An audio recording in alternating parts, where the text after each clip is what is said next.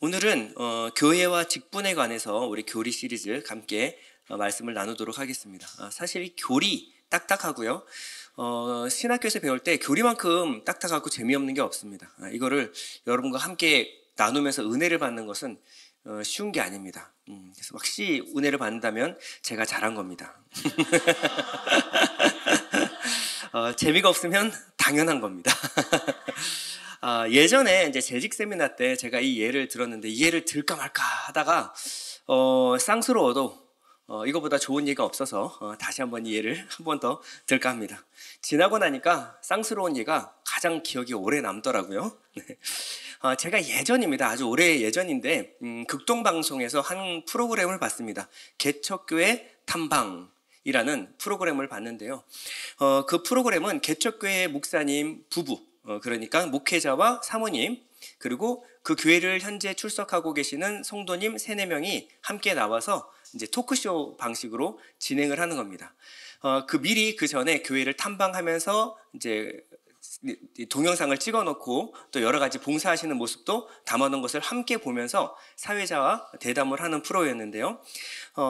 같이 이제 봉사하시는, 개척교회니까 얼마나 손이 많이 가겠습니까? 주방에서 열심히 또 청소하시고 또 음식 만드시고 이런 이제 집사님과 권사님들, 장로님 이런 분들의 수고를 같이 이제 취재를 한 다음에 사회자가 이런 질문을 했습니다.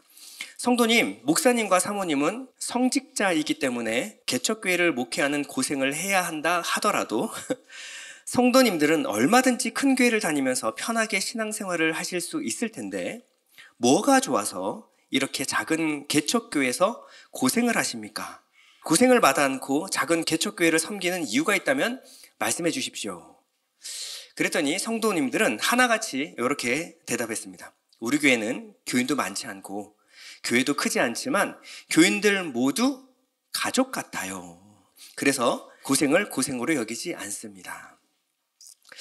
말씀하시는 의도는 잘 알겠지만 저는 듣는 내내 마음이 불편했습니다. 진행을 하는 사람이나 출연해서 대답을 해주시는 성도님들이나 교회에 대한 이해가 굉장히 부족했기 때문입니다.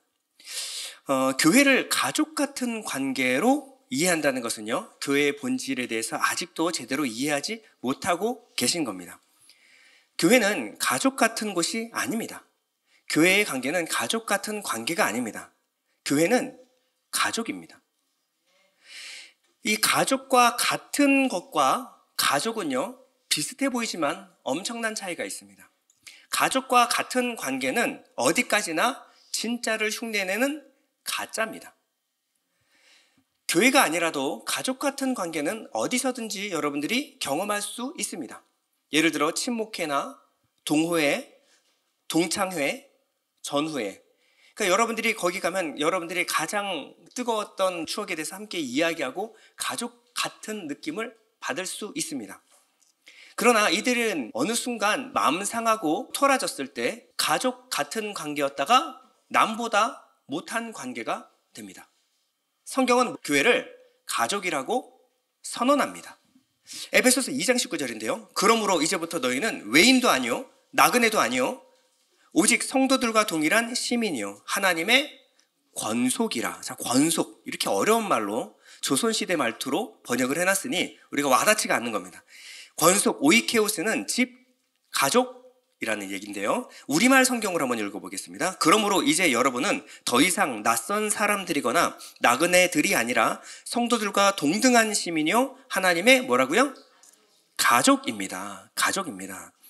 성경은 이렇게 교회는 하나님의 한 가족이다라고 선언하고 있습니다.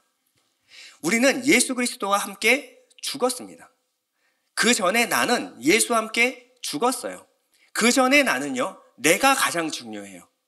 그러니 나를 중심으로 한 혈연 관계를 가족이라고 상정하고 그 가족을 귀하게 생각하고 돌봅니다. 내 가족이 최고예요. 그런데 예수 안에서 내가 죽었다면요, 내가 죽고 예수로 살아난 그리스도인들은 그리스도의 피로 하나 된 교회의 가족 구성원이 된 겁니다. 더 이상 나를 중심으로 내 가족이 가장 중요해가 아니라 내가 아니라 그리스도의 몸된 교회로서 한 가족이 된 겁니다. 우리는 형제 자매라는 말을 부릅니다. 이것은요, 그저 친밀감을 높이기 위해서 부르는 말이 아닙니다. 우리는 실제로 하나님 안에서 한 가족이기 때문에 형제, 자매라고 부르는 거예요. 어느 날은요, 예수님의 혈육들 있죠? 예수님의 한 형제들, 누이들, 그리고 어머니 마리아가 예수님의 사역 현장을 찾아왔습니다. 한참 말씀을 전하고 있는데 사람들에게 전달했어요. 이 말씀이 한번 예수님 말씀하시면 보통 5시간에서 8시간 말씀을 전하시거든요. 그러니까 기다리다가 어머니 마리아가 사람들에게 좀 부탁을 했습니다. 저기 예수님께 좀 전달 좀 해주시죠. 예수님의 어머니하고 그리고 형제들하고 누이가 지금 찾아왔다고 예수님께 좀 전달 좀 해주십시오 라고 부탁을 했어요. 자, 그렇게 해서 전달했더니 예수님의 가족들이 왔습니다 라고 했더니 예수님이 뭐라고 대답하시냐면 마가복음 3장 33절입니다. 대답하시되 누가 내 어머니이며 동생들이냐 하시고 둘러앉은 자들을 보시며 이르시되 내 어머니와 내 동생들을 보라. 누구든지 하나님의 뜻대로 행하는 자가 내 형제요 자매요 어머니이니라. 주님은 실제로 하나님의 뜻대로 행하는 교회 공동체를 내 형제요 자매요 어머니라고 불렀습니다. 그래서 십자가 지시고 부활하신 후에 예수님이 교회를 뭐라고 부르는지 한번 보세요. 요한복음 20장 17절입니다. 너는 내 형제들에게 가서 이르되 내가 내 아버지 곧 너희 아버지 내 하나님 곧 너희 하나님께로 올라간다 하라. 자, 예수님의 가족은 누구였다고요? 교회입니다. 교회.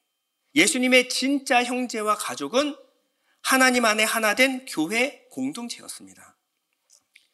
다시 한번 말씀드리지만 예수 믿고 그리스도인이 된다라고 하는 것은 더 이상 나 중심의 이기적인 바운더리를 맺는 것이 아닙니다. 우리가 선교를 하는 이유가 무엇입니까? 선교는 더 이상 우리나라, 내 나라가 아니라 내 나라 밖에도 내 형제가 있음을 인정하는 것입니다. 그래서 그들을 위하여 섬기고 헌신하는 일이 바로 선교라는 거예요. 우리는 더 이상 나 중심이 아니고 나는 죽었습니다. 나는 예수와 함께 살았습니다. 내 정체성은 예수와 함께 있는 나예요. 그러므로 나는 예수 중심, 예수 피로 하나 된 교회 가족 공동체가 된 것입니다. 집, 가정, 이 가족은요, 어떤 곳이죠? 여기는 내 부끄러움을 공개해도 전혀 부끄럽지 않고요. 그리고 내 어린 시절부터 장성한 분량까지 함께 성장하고 성숙하는 곳이 바로 가족입니다. 생물학적인 생명은요, 잘 먹이고 잘 자고 잘 피로를 공급하면 자연스럽게 성장을 하게 되어 있습니다. 그러나 영적인 수준은요, 다른 것으로 성장합니다. 자, 이제 막 태어난 성도가 있어요. 이 성도가 어떻게 해야지 성장할 수 있을까요? 어떻게 성장할 수 있을까요? 자, 성경은 2가지를 제시합니다. 첫 번째는 말씀, 두 번째는 대부분 기도라고 말씀하실 줄 알았는데 성경은 말씀과 공동체가 우리를 성숙시킨다라고 말하고 있어요. 첫 번째 말씀입니다. 오늘 본문 20절인데요. 너희는 사도들과 선지자들의 터 위에 세우심을 입은 자라. 그리스도 예수께서 친히 모퉁이 돌이 되셨느니라. 교회인가 아닌가로 구별하는 첫 번째 바로미터는 무엇이냐? 바로 말씀입니다. 말씀이 있다고 다 말씀이 아니고요. 어떤 말씀이냐? 사도들과 선지자들의 터 위에 세우심을 받았다. 교회의 말씀은요, 교회사를 거친 교회사에서 검증된 믿음의 선배들의 가르침을 물려받아야 합니다. 그냥 저 같은 개개인 목사가 내 생각대로, 내 마음대로, 내 해석대로 여러분들에게 가르치는 것은 교회가 아닙니다. 교회는 교회사를 통하여 검증된 올바른 교리 위에 서야 하는 거예요. 그럼 올바른 교리를 판단하는 기준이 무엇일까요? 바로 예수께서 모퉁이 돌이 되셨다. 예수라는 곳 위에 세워진 말씀만 말씀이에요. 여러분들은 말씀을 듣고 돌아갔을 때 오직 예수 그리스도의 말씀에 기초가 되어 있는가를 판단하시는 거예요. 만약에 그렇지 않고 예수가 빠지고 그것에 다른 것이 들어간다면 그것은 교회가 아닙니다. 미련 남기지 말고 확 떠나시면 돼요. 그건 교회가 아니에요. 그러나 교회는 첫 번째 예수 그리스도가 모퉁이 돌이 되시는 예수 그리스도의 반석 위에 세워지는 것이 바로 교회라는 거예요. 이게 첫 번째입니다.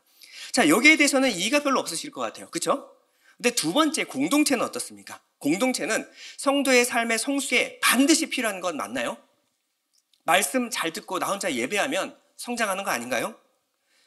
여러분들이 진짜 내 영혼이 성장하기 위하여 필수적으로 필요한 것이 공동체, 교인들과의 교제, 대화, 함께 기도하고 함께 살아가는 이것이 말씀만큼 중요하다고 여러분들이 인정하나요?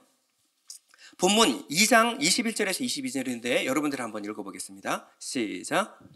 그 안에서 건물마다 서로 연결하여 주 안에서 성전이 되어가고 너희도 성령 안에서 하나님이 거하실 처소가 되기 위하여 그리스도 예수 안에서 함께 지어져 가느니라. 네, 서로 연결하여 함께 지어져 가는 공동체가 바로 교회입니다. 그러니 말씀만 듣고 돌아가시면 안 돼요. 여러분, 그거는 반쪽짜리밖에 안 됩니다. 그걸로는 절대 내 영이 성장할 수가 없습니다. 여러분, 말씀 듣고 말씀을 함께 나누고 교제함으로 통해서 우리는 성숙해 나간다는 거예요. 성도가의 교제가 지닌 이 비유를 어디다가 자꾸 비유를 하냐면요, 건물에다가 자꾸 비유를 하고 있죠. 예수 그리스도께서 모퉁이 돌, 머릿돌이 되셨고요, 우리가 예수 그리스도 위에 지어져 간다라고 계속해서 말하고 있습니다. 자, 옛날에 이 건물은요, 시멘트와 벽돌이 없었을 시제에는, 게다가 거기에는요, 남아도는 게 돌이었어요. 돌. 그렇기 때문에 견고한 건물을 짓기 위해서는 돌을 주재료로 사용했습니다. 근데 돌을 견고하게 고정해야지 벽이 무너지지 않겠죠. 이 돌을 고정하는 방법은요, 이 모서리를 가공해서 서로 다른 돌이 짝을 맞추도록 해야 합니다. 훌륭한 장인일수록 이 돌의 고유의 특성과 모양을 해치지 않는 한도 내에서 유지하면서 이 돌들을 서로 짜맞추는 것에 달인인 거예요. 그리고 이 돌과 돌 사이가 맞물리기 위해서는 반드시 모난 곳을 정을 쳐서 반듯하게 해야 합니다. 옆에 있는 다른 돌들과 함께 어우러질 수 있도록, 조화를 이룰 수 있도록 만들어 나가는 거예요. 교회만큼 서로 상처 주고 상처받는 곳이 없습니다. 이상한 일이 아니에요. 어떻게 교회가 그럴 수 있는? 아니, 교회니까 그런 거예요. 교회는요, 아직 우리 안에 해결되지 않은 죄된 본성들이 그대로 남아 있습니다. 교인들은요. 그리고 함께 모여서 말씀 안에서 점점 변해가는 거예요. 그러나 아직 변하지 않은 죄된 본성, 습관과 중독이 그대로 남아 있어요. 그러니까 내 안에 있는 가시가 상대방을 찌르고 내 안에 있는 죄된 본성이 악한 기운을 뿜어요. 그래서 그 사람에게 상처를 줍니다. 그리고 그 사람의 상처가 또다시 나에게 상처를 줘요. 상처를 주거니 받거니 하면서 신앙생활하는 것이 바로 교회입니다. 그런데 제발 이것만큼은 없었으면 좋겠다. 교회 다 좋은데 저 집사님, 저 성도님, 저분만 없으면 내가 교회 다닐 맛이 난다라고 하는데, 교회는요, 그러라고 오는 겁니다. 내가 상처받고 상처 주면서 서로 간에 어우러지는 이 과정, 이게 뭐냐면 하나님이 우리를 성숙하도록 빚어나가시는 과정이라는 거예요. 우리는 가시 같은 이웃을 만나면서 서로 깎이고 깎으면서 서로 어우러져서 하나가 되어가기 시작합니다. 하나님은 나를 성도답게 하나님이 기뻐하시는 모습으로 만들어 나가실 때 누구를 사용하냐면 바로 내 옆사람, 같은 교회 지체를 사용한다는 거예요. 이것은 그저 상처, 해결되어야 할 문제가 아니라 이것이 나를 만들어 나가는 하나님의 열심인 것입니다. 헨리나우에는 그의 대표작 상처 입은 치유자에서 사역자 그리고 교인의 자질을 이렇게 얘기했어요. 그는 상처 입은 치유자가 되도록 부름받았다. 그것은 자신의 상처를 돌보는 동시에 다른 사람의 상처를 치유할 수 있도록 준비되는 것이다. 하나님은 상처를 통해 사람을 성숙시켜 나갑니다. 하나님이 주시는 이 상처에 대해서 도망가지 마십시오. 피하지 마십시오. 속상한 일, 어려운 일 많겠지만 견뎌내십시오. 그것이 우리의 소망과 성숙을 이뤄나가는 하나님의 도구임을 믿으시기 바랍니다. 그리고 그것을 통하여 나는 성숙한 하나님의 일꾼이 되어 갈 것입니다. 교회에 미운 사람이 있다고, 누군가의 관계가 틀어졌다고, 삐졌다고 교회 떠나지 마십시오. 교회는 정말 교회에서 가르치는 말씀, 이 진리의 내용이 예수라는 핵심에서 벗어나지 않는 한 여러분 교회를 옮기는 것은 하나님이 기뻐하시는 것 아닙니다. 또 한 가지, 하나님이 또 다른 곳으로 특별한 사명과 부르심이 있을 때만 여러분 교회를 옮기십시오. 그 외에는 삐졌다고, 사람이 밉다고, 미운 사람이 있다고, 관계 틀어졌다고 교회에 옮기는 것은 하나님이 기뻐하시지 않습니다. 교회를 쉽게 떠나는 것은요, 하나님이 그것을 통하여 성장하라라는 하나님의 부르심을 외면하는 것과 같습니다. 말씀을 열심히 들으면 뭐합니까? 내가 죽고 내가 깨어지고 예수로 사는 과정이 우리에게는 반드시 필요합니다. 나를 깨트리고 내가 죽는데 가장 필요한 것이 바로 가장 가까운 배우자, 가족, 그리고 교회입니다. 여러분들이 아무리 속상하다고 해서 배우자 떠나면 안 되죠. 가족 떠나면 안 됩니다. 떠나고 보면 알게 되죠. 내가 속상하게 하는 사람이었음을.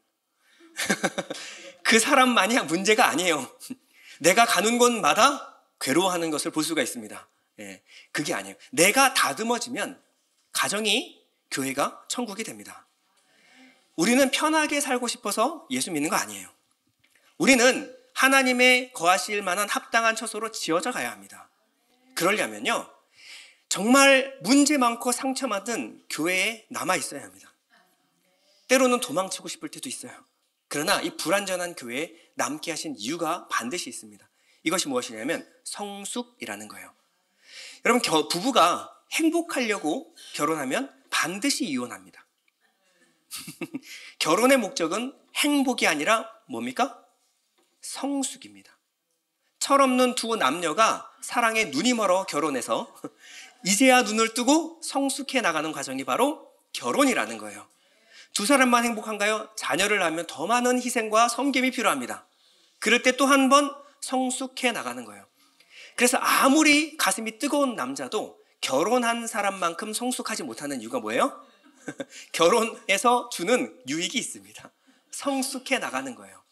마찬가지입니다. 가정은요, 교회는요, 하나님이 우리에게 행복하라고 모이란 거 아닙니다.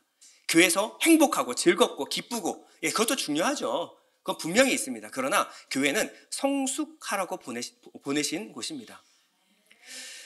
가족이 모이면요, 어떤 일이 있을까요? 두 가정을 한번 비교해 볼게요. 한 가정은요, 결혼을 했는데 자녀들이 애를 안 낳아요. 그러면 명절 때마다 모였는데 이 아이들이 점점점 성숙해 나가면서 점점점 아이들이 교양이 있어지고 또 지적인 대화가 가능하게 됩니다. 그래서 가족들이 모이면 클래식을 틀어놔요. 바흐, 핸델 이런 거 딱 틀면서 교양 있게 스테이크를 썹니다. 그러면서 건강에 대한 문제, 시사, 정치 얘기하면서요, 막 교양 있게 대화를 해요.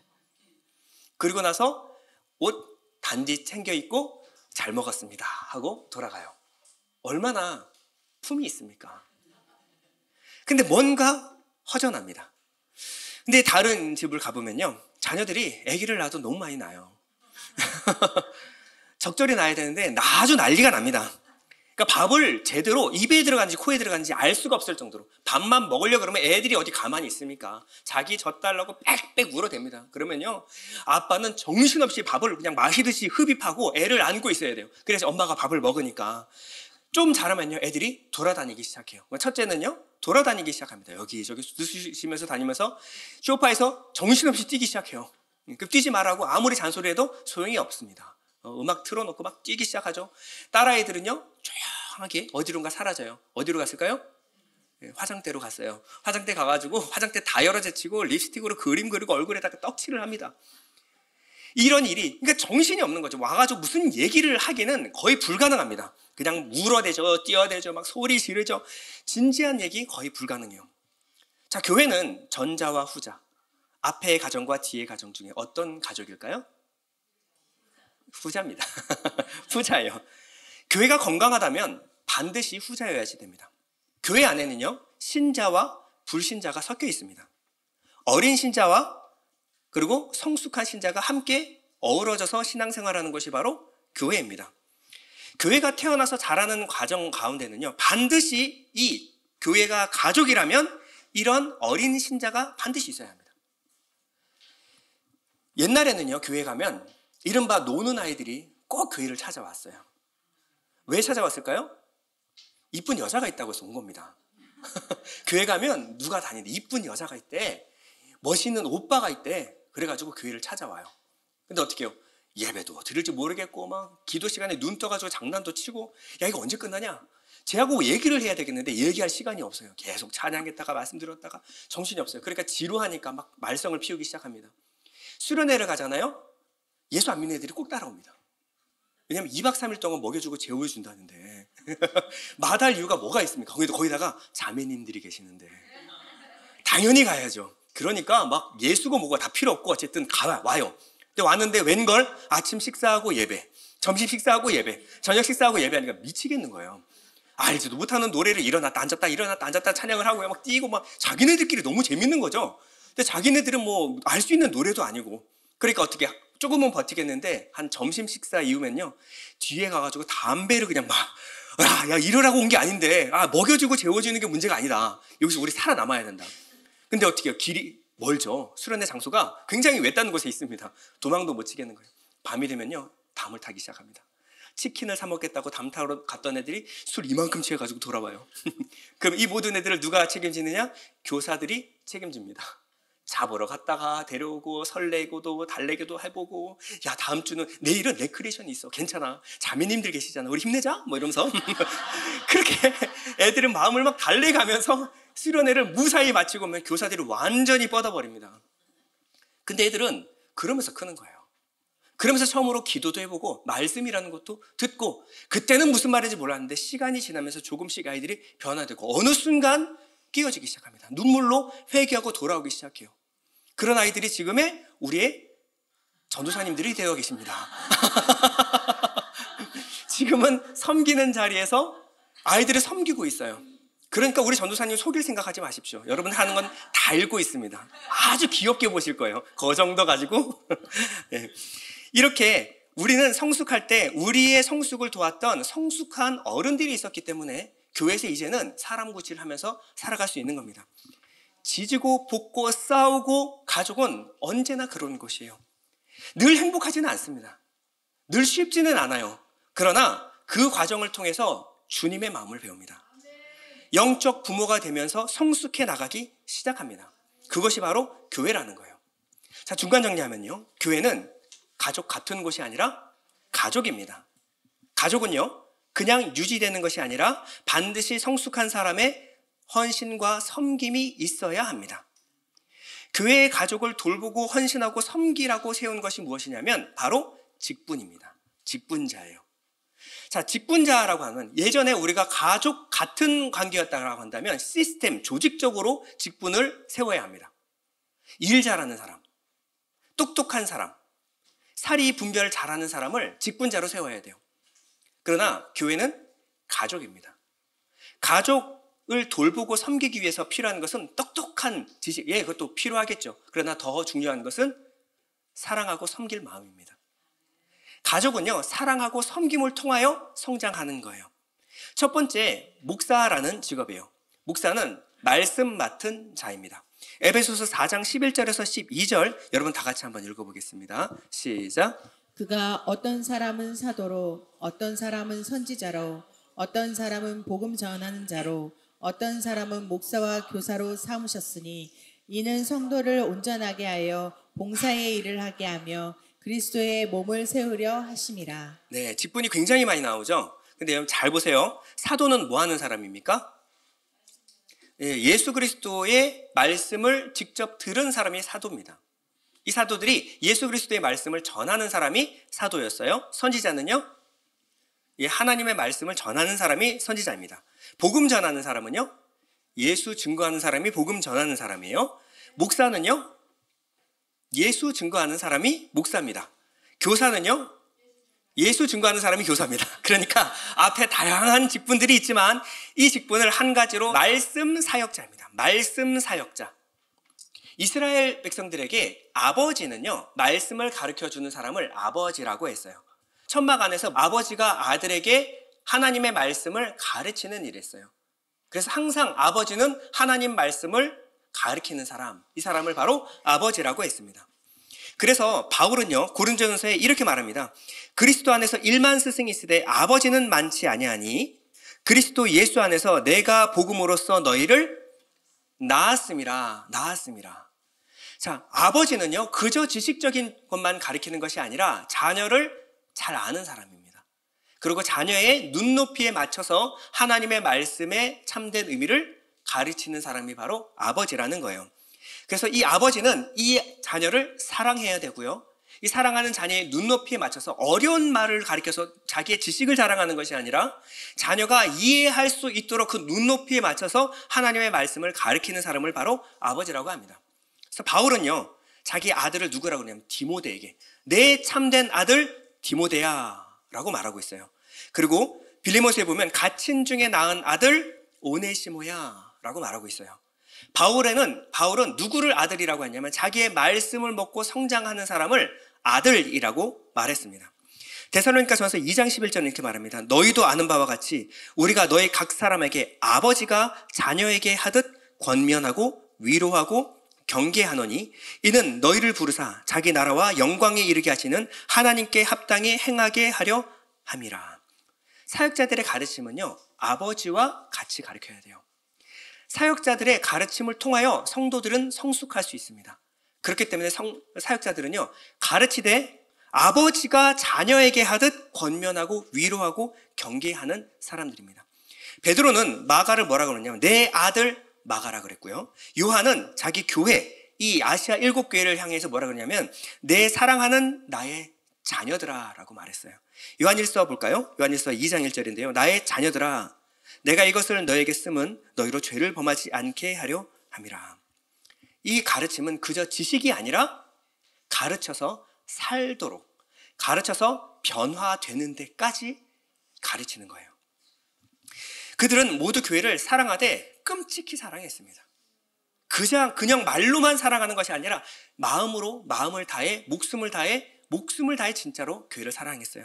데살로니가전서 2장 8절입니다. 우리가 이같이 너희를 사모하여 하나님의 복음뿐 아니라 우리의 목숨까지도 너에게 주기를 기뻐함은 너희가 우리의 사랑하는 자 됨이라.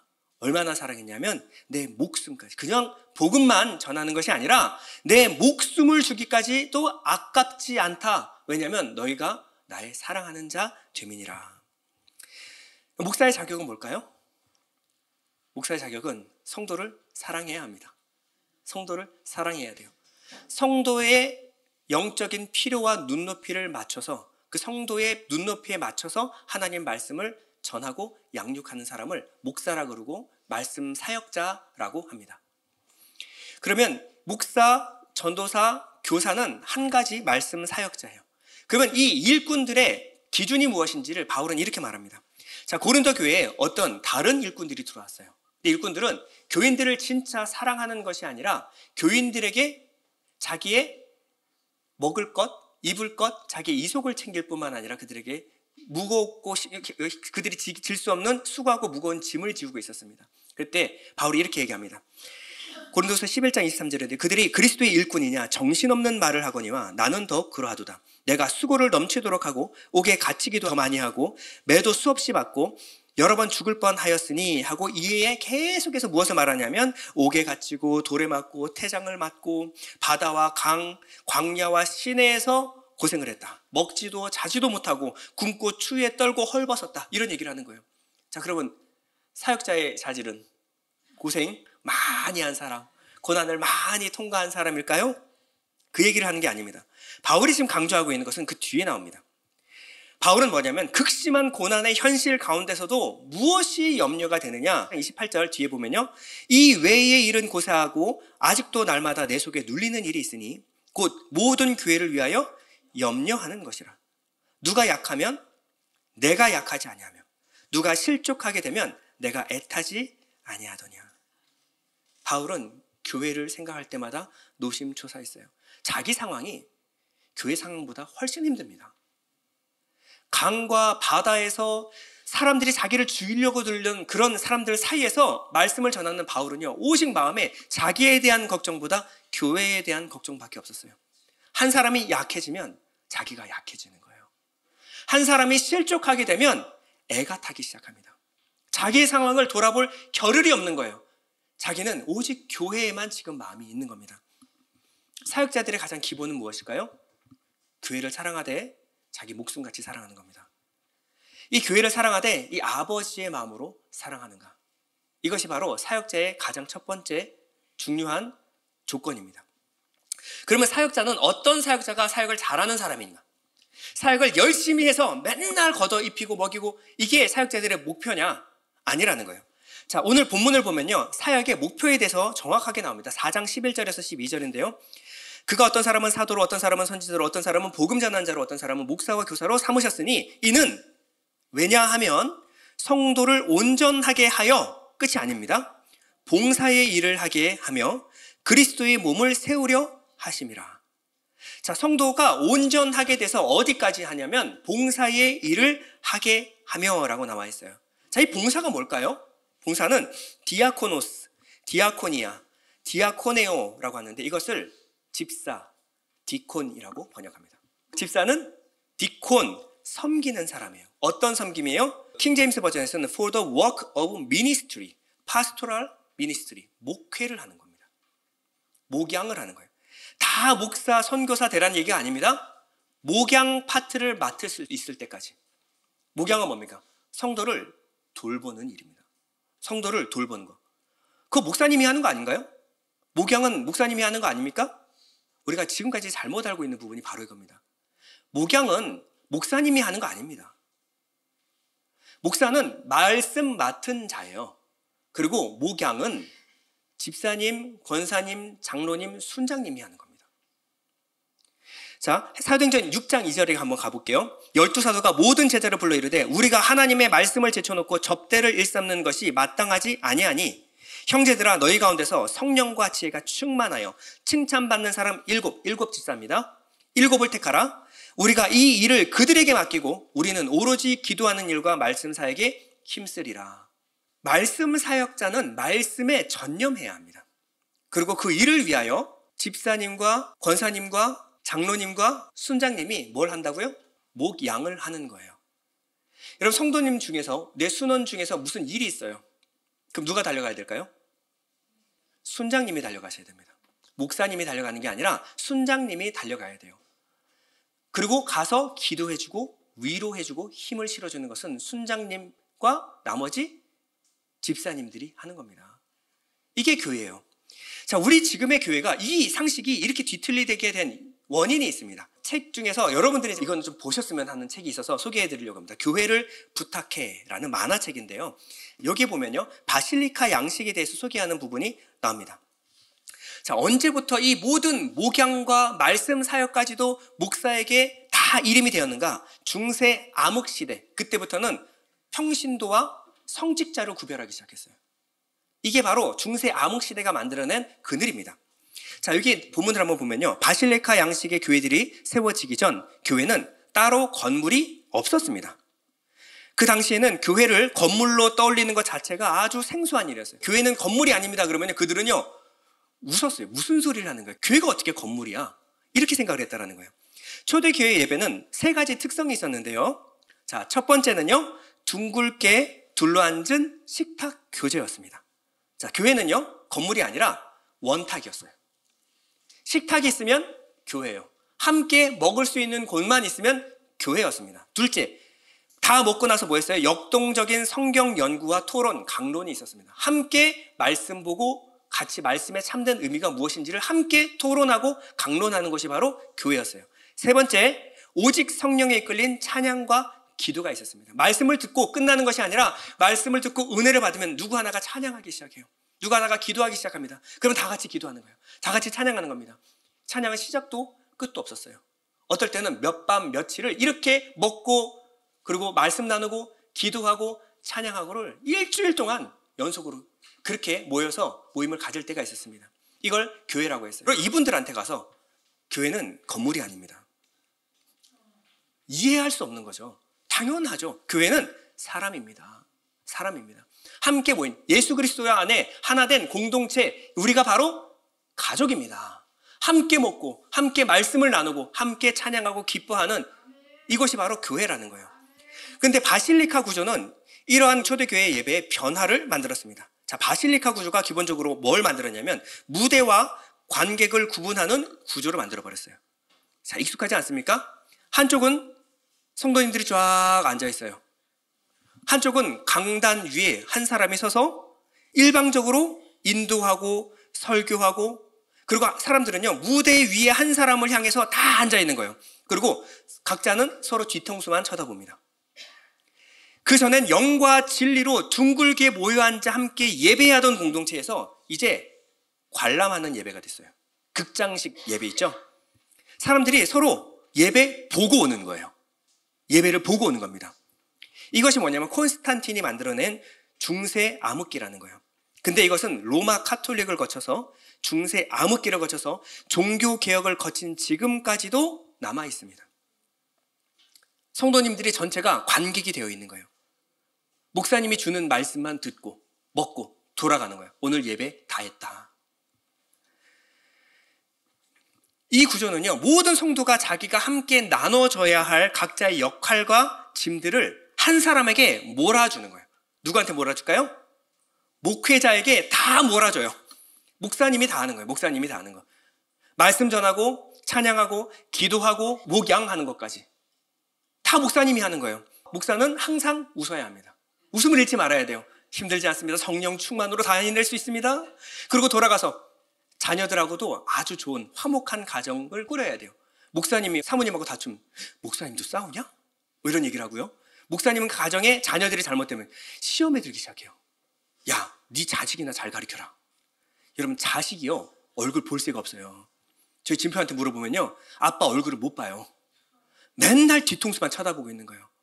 하루 종일 말씀 준비하고 있으니까 진표가 돌아왔을 때 문 앞에 제가 서재가 있거든요. 그럼 진표를 안고 돌아서서 그 다음부터 끝이에요. 근데 행복해야 되겠죠? 자녀를 잘 케어해야 되겠죠? 이걸 다 해내라는 거예요. 다 해내라는 겁니다. 그러니까 어떻게요? 이 사역의 몰빵이 목회자의 탈진으로 이어지게 됩니다. 당연하죠. 당연하죠. 이걸 다 해낼 수 있는 목사가 어디 있습니까? 여러분, 한국교회 목사는요, 기본적으로 새벽 예배 5번을 해야 합니다. 새벽 예배 5번, 수요, 금요, 주일 예배 1번에서 플러스 알파, 순장 모임 있어요. 주중 성경 공부 최소 3, 4회. 총 합히면요, 기본적으로 13회에서 14회 정도 됩니다. 그런데 한 예배를 인도할 때 최소 5시간, 예배 시간 1시간 반 빼더라도, 이동 시간 30분 빼더라도 3시간은 준비해야 되지 않겠습니까? 그러면 한 주에 말씀으로 사역하는 데만 한 주에 80시간에서 90시간을 목사님이 거기다가 헌신을 해야 돼요. 80시간에서 90시간이면요, 하루에 12시간씩 주 7일입니다. 그런데 목사님 보고 뭐라 그러냐면 신방오래요. 신방오래요. 나 시험 들었다. 나 삐졌으니까 마음 좀 달래달라는 거예요. 사람 만나는 일 하느라고 목사님이 정신이 없어요. 돌아다니느라. 목사님의 주 사역엔 기도와 말씀 준비할 시간을 계속 다른 데다가 쏟아야 돼요. 이 외에도 애경사들이 있죠. 결혼식, 장례식 다 돌봐야 되겠죠. 목사님이 할 수 있을까요? 없을까요? 그럼 목사님이 무슨 시간을 빼냐면 말씀 준비하는 시간을 빼기 시작합니다. 성도를 돌봐야 되니까 사랑하는 성도가 오라니까 가야죠. 그런데 어떻게 해요? 말씀 준비할 시간이 없어요. 그러면 어디서부터 메말라 가냐면 영적으로부터 메말라 가기 시작해요. 교회가 점점점 은혜가 사라지기 시작해요. 목사님 말씀을 듣는데 맨날 했던 말씀 똑같이 전하고, 목사님 말씀을 전하는데 당연한 말씀 전하고, 뭔가 성령의 인도하신 말씀 본문에 깊이 있었던 그런 말씀이 아니라 그냥 그런 말씀. 어디 유튜브에서 긁어가지고, 인터넷에서 찍찍 긁어가지고 여러분들이 전하는 거. 이렇게 전할 수밖에 없는 구조입니다, 지금. 여러분들이 목사님을 말씀에 전념할 수 있도록 여러분들이 목회를 감당해 주셔야 돼요. 성숙한 분들이 목양을 해 주셔야 합니다. 그럴 때 여러분들이 양질의 말씀을 들을 수가 있고 먹을 수가 있습니다. 결과적으로 여러분들에게 영적으로 유리한 거예요. 이것이 유익한 겁니다. 그러면 우리 나머지 직분자들, 집사님을 포함한 모든 순장님들까지를 포함해서 이들은 어떠한 사역을 해야 될까요? 자, 집사라고 통칭할게요. 집사님들은 어떤 일을 해야 될까요? 섬김과 사랑을 구체적으로 실현해야 합니다. 자, 이것을 먼저 본을 보여주신 분이 바로 예수 그리스도이십니다. 자, 누가복음 22장 27절, 앉아서 먹는 자가 크냐 섬기는 자가 크냐, 앉아서 먹는 자가 아니냐, 그러나 나는 섬기는 자로 너희 중에 있노라. 예수님이 직접 섬김의 본을 보여주신 거예요. 예수님의 사역은요, 찾아가서 위로하는 일이었습니다. 찾아가서 위로하는 일이었어요. 예수님의 사역 현장이 교회나 회당이 아니었습니다. 삶의 현장이었어요. 처절한 삶의 현장으로 찾아가 그 아픈 자들을 돌보는 것이 예수님의 사역의 핵심이었습니다. 그들을 어떻게 사랑하는지를 제자들에게 직접 보여주시는 거예요. 자, 아들을 잃은 과부. 과부는 남편을 잃은 사람이 과부라고 그러거든요. 근데 하나밖에 없는 아들을 잃었어요. 이 아픔을 누가 알겠습니까? 근데 예수님이 그 과부를 직접 멀리서 찾아가셔서 죽은 아들의 관에 손을 얹으신 겁니다. 예수님은요, 태어나서 한 번도 눈 떠보지 못한 소경의 눈에 손을 얹고 안수하셨습니다. 예수님은요, 사마리아 여인, 아무도 거들떠보지 않는 사마리아의 여인의 외로움을 하셨어요. 남자들이 5이나 있었으나 그를 초계같이 버려버렸습니다. 그리고 지금 함께 살고 있는 남자는 결혼도 하지 않아요. 이 여인을, 아무도 신경 쓰지 않는 이 여인을 멀리서 찾아가셔서 그 여인에게 위로의 말씀을 던지십니다. 예수님은 가난한 과부의 2 렙돈을 주목하여 보셨어요. 아무도 신경 안 써요. 그런데 예수님은 찾아가서 그 자기의 전 재산인 2 렙돈을 헌금하는 그 과부를 칭찬하셨습니다. 혈루병 걸린 여인이요, 다들이 부정하다, 더럽다라고 다들 외면했던 그 여인이 왔을 때 그를 치료해 주셨습니다. 문둥병 걸린 사람, 이 진 밖에 나갔던 그 사람들을 치료해 주셨어요. 예수님은 사랑하되 그냥 말로 사랑하는 것이 아니라 찾아가서 섬기고 회복하는 실제 사랑을 본으로 보여주셨습니다. 이게 바로 우리 사역자들 외에 집사님들이 해야 될 일입니다. 그러면 사역의 구체적인 방법이 무엇일까요? 2번째, 식탁교제입니다. 식탁교제예요. 가서 괜찮아? 하지 말고 밥 사주십시오. 말로만 힘들지? 하지 말고 밥 사주십시오. 예수님의 사역은요, 식탁교제였어요. 핵심은 식탁교제였어요. 예수님의 사역의 시작은 가나 혼인잔치로 시작됩니다. 그리고 예수님의 사역의 마지막은 제자들과의 마지막 만찬으로 끝내요. 부활하신 예수님은 찾아와서 그들에게 갈릴리 바다에서 떡과 물고기를 구워서 먹이시면서 말씀해 주셨습니다. 예수님은 이방인과 세리와 창기들과 함께 식사하고 먹는 것을 주저하지 않았어요. 사람들은, 예수님을 비판하는 사람들은 이렇게 말했어요. 죄인들의 친구가 되었다. 랍비가 돼가지고 포도주와 술을 즐기는 술주정뱅이, 그리고 식탐이 많은 사람.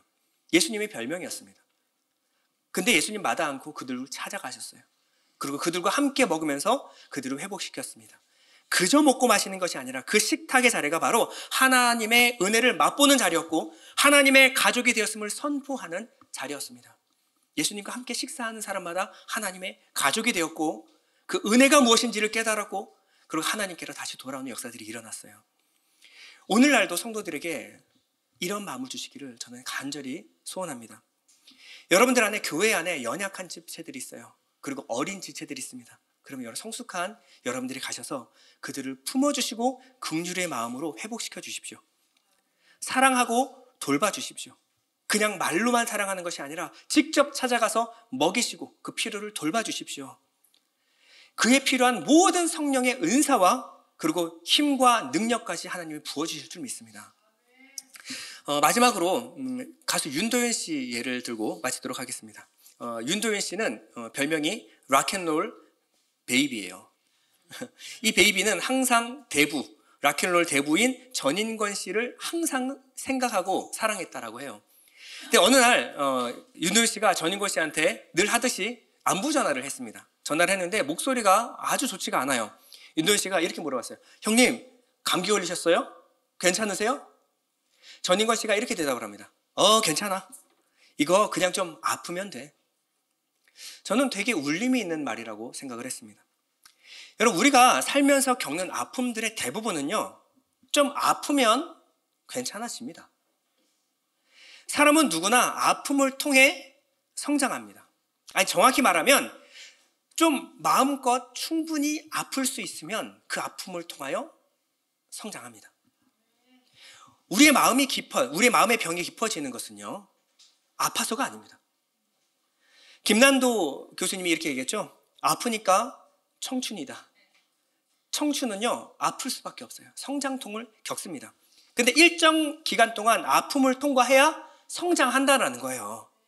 충분히 아파해야 충분히 성장할 수가 있습니다.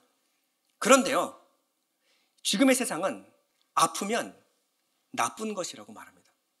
아픈 건 이상한 거라고 말해요. 누가 아프면 그때부터 사람들의 시선이 이상해집니다. 쟤 아픈가 봐. 쟤 왜 저래? 다 너무 정상인 사람들만 보이는 것 같아요. 그러니 마음의 병이 깊어질 수밖에 없습니다. 내가 아플 수 있는 여유가 없어요. 내가 아프다고 해도 누가 받아주는 사람이 없습니다. 마음껏 아파할 수 있는 시간과 장소가 있으면 이 아픔을 통과하여 성숙할 수 있는데, 아플 시간이 없고 아플 장소가 없으니 자기 아픔을 숨기고 다닙니다. 그리고 충분히 아파할 시간을 갖지를 못하는 거예요. 저는 교회가 병원 같은 곳이 되었으면 좋겠습니다. 우리나라의 병원은요, 의술은 세계적인 수준입니다. 전 세계적인 수준이에요. 그런데 이 의술을 경험하는 데는요, 비용이 그리 비싸지가 않습니다. 크리스가 우리나라에 와서 제일 먼저 놀란 건 뭐냐면 병원비예요. 병원비. 진아가 아팠을 때 병원비 진료를 받고 나서 900원이 나왔거든요. 미국에서는 있을 수 없는 일입니다. 미국 사람들이 왜 그렇게 물을 마시면서 뛰어다니는지 아세요? 병원을 갈 수가 없어서 그래요. 아프면 큰일 나니까. 자기가 자기 몸 잘 돌보지 않으면 자기가 열심히 일해도 수천만 원 날아가 버립니다. 앰뷸런스를 아파도 부를 수가 없는 나라가 바로 미국이에요. 의술이 뛰어나면 뭐합니까? 아파도 갈 수 있는 곳이 없는데. 근데 우리나라는요, 감기만 걸려도 가요. 아니, 감기가 안 걸려, 몸이 좀 피곤한데 비타민 맞으러 갈까? 이러면서 아무 때나 가요. 그래서 사람들이 전 세계가 놀라는 것이 뭐냐면 한국의 의술 수준과 그리고 저렴한 비용이라는 거예요. 한국 사람들이 왜 자신의 한계를 모르고 뛰어다니는지 아십니까? 아프면 갈 수 있는 병원이 있기 때문에. 저렴하게 치료받을 수 있으니까 자기 한계를 모르고 뛰어다닙니다. 자기가 열심과 최선으로 살 수 있는 그 근간에는 의사가 있기 때문에 그래요. 병원이 있기 때문에 그렇습니다. 우리가 안심하고 꿈꾸고 공부하고 자기 직업전선에서 최선을 다해서 일할 수 있는 것은요, 병원이 있기 때문에 그렇습니다. 저는 교회가 병원 같은 곳이 되었으면 좋겠어요. 우리가 살다 보면요, 다칠 수 있죠. 살다 보면 아플 수 있습니다. 열심히 살다 보면, 아니 열심히 살수록 다치고 아프고 병에 걸릴 수가 있습니다. 여러분, 사람들을, 어린 사람들을 상담하러 다니고 치료하러 다니는데 어디로 가야 될까요? 그들이 멀쩡한 데 있으면 참 다행이죠. 술집, 담배 냄새 나는 곳, 보통 그런 곳이에요. 거기 가서 위로하려면요, 나 하나 깨끗하게 살려면 교회 안에 머물러서 기도 열심히 하십시오. 그러나 그들을 위로하려 가려면요, 포장마차 찾아가야 될 수도 있어요. 그러면요, 내 몸에 술 냄새 배이고 담배 냄새 배입니다. 내가 하지 않아도 맨날 몸에서 술 냄새, 담배 냄새가 나요. 그리고 나면 어떻게 해요? 여러분들 마음이 힘들죠. 괴롭죠. 여러분, 이것이 교회 안에서 해소가 될 수 있어야 돼요. 그러면 마음껏 여러분 사역 나갈 수 있습니다. 근데 교회에서 오면 뭔가 담배 냄새 나면, 얘 담배 피는 거 아니야? 술 냄새 나면, 야, 술 먹고 교회 오냐? 우리 교회는 안 그러니까 제가 이런 예를 듣는 겁니다. 우리 교회는 오십시오. 10잔 걸치고 오셔도 됩니다. 상관없어요. 교회는요, 괜찮아 해주는 곳이에요. 괜찮아. 잘 왔어. 여기서 아파해. 아프면 언제든지 찾아와. 울고 싶으면 여기 와서 울어. 괜찮아. 좀 아파도 괜찮아. 아플 수 있지. 울고 싶어. 마음이 아프면 울어도 돼. 여기서 마음껏 울어도 괜찮아. 지금은 좀 많이 아프겠지만, 지금 좀 많이 힘들겠지만, 이 아픔 속에서 하나님 만난다면 너도 괜찮아질 수 있어. 그러니 그러기까지, 하나님 만나기까지 충분히 아파하고 충분히 울어. 네가 울고 싶으면 언제든지 와. 아프면 언제든지 찾아와. 여기서 위로해 줄게. 사람들은요, 교회 와서 이걸 깨달아야 돼요. 아픈 게 나쁜 게 아니구나. 좀 아파도 괜찮은 거네. 이런 교회가 100번, 1000번, 10,000번 괜찮아를 외쳐줄 수 있기를 저는 소원합니다. 여러분, 우리 안에 문제가 뭘까요? 이 모든 문제를 주님이 담당할 수 있다는 이 자신감만 있다면, 주님이라는 훌륭한 의사가 있다는 걸 안다면 교회가 얼마든지 끌어들일 수 있어야 됩니다. 이쪽에 오십시오. 아프면 오세요. 울고 싶으면 오십시오. 문제가 있으면 오십시오. 답답한 문제 있으면 오십시오. 예수 만나면 해결됩니다. 교회는요, 괜찮아를 말할 수 있어야 돼요. 교회는 많이 울어야 합니다. 교회는요, 많이 상처받은 사람들이 아무 때나 문 열고 들어올 수 있어야 돼요. 교회는 그런 곳이 되어야 합니다. 우리 잠시 눈을 감겠습니다. 우리 기도할 때, 하나님, 예일교회가 아픈 사람들, 울고 싶은 사람들이 와서 마음껏 아프고 울 수 있는 곳이 되게 해 주시옵소서. 주님, 그들이 이곳에서 하나님 만나고 예수님 만날 수 있도록 우리가 돕겠습니다. 우리가 섬기겠습니다. 하나, 우리의 섬김이 게을러지지 않도록 주께서 붙잡아 주시옵소서. 한번 더 기도하겠습니다. 아버지.